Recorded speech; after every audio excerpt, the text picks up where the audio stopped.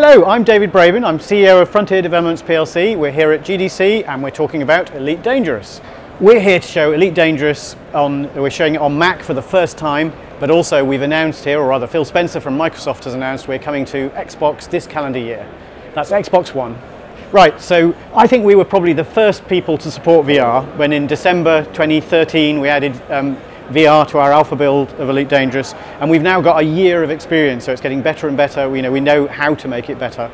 Lots of new things coming, of course, and it's a fascinating show because there are now so many more headsets coming. With all of those coming, actually it's amazing to think that there isn't actually a single headset out yet, even though you have to write that sign that you're a developer to get Oculus even. But we'll see, and obviously we will support the ones that are coming out. I've not had a chance to try Vive yet, but I'm expecting to do very, very soon, which is exciting. But having said that, it's very, very interesting. I've heard very, very good things about it.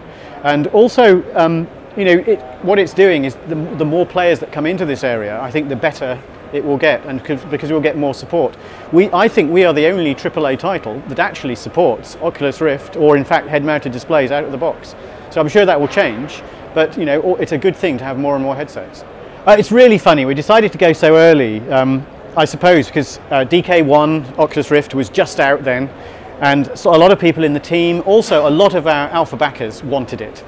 And it's great. Elite Dangerous is the first game we've properly self-published ourselves. We did a smaller game, Lost Winds, it was a great experiment, but this is the first one we've gone through the whole process with a big budget title with Kickstarter. And it's been great, the Kickstarter people really helped us. So partly we wanted to make sure they were happy, but also we all wanted it inside the studio. And it's really funny, in a publisher world, we would probably have had to put together a business case to support it. I reckon it took less time supporting Oculus Rift on DK1 than it would have done to prepare a business case. So I'm really pleased we did it.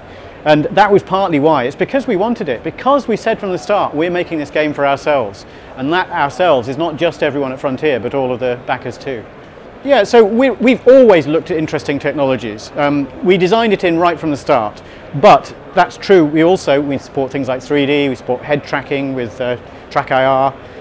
That we've always evangelized and got excited by new technologies, so we've embraced them. And the same reason we supported 4K when people were saying, well, I'm not sure you should, it's a bit too expensive at the time, back in 2012. But now, it's $250, $300 to buy a 4K display.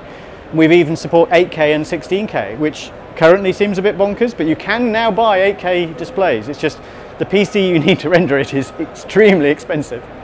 So in terms of things like Oculus, by mid-January we had something like 10% of the alpha backers were playing on Oculus Rift. A lot of people are playing on higher resolutions, including 4K, but actually it's also an aspirational thing. It's not a huge percentage of the market yet. Most people, I think, are playing on HD, 1080p, but we're seeing that change. If we don't build it into the assets early, it's very, very hard to retrofit, because then you have to improve the resolution of everything. And so I think what's working well for us there is it shows that we're on the leading edge, if you like. And the other thing is, being slightly cynical, a place like this, we would have to get an artist to draw these huge, great wall-size images. We can do these as 16K screenshots.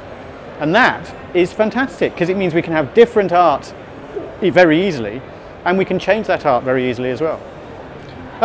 I've always hoped we raised the bar, with everything. And we did a game called Roller Coaster Tycoon 3 back in 2004. And we made the top-end spec for that. The low spec was low, but the top-end spec was really high. It was a workstation back then, supporting pixel shaders and reflective water and all this sort of thing. That really future-proofed the game, because the game, even 10 years later, was hitting #1 in the budget chart, which for a game, I think is pretty impressive, given how many generations of hardware have changed.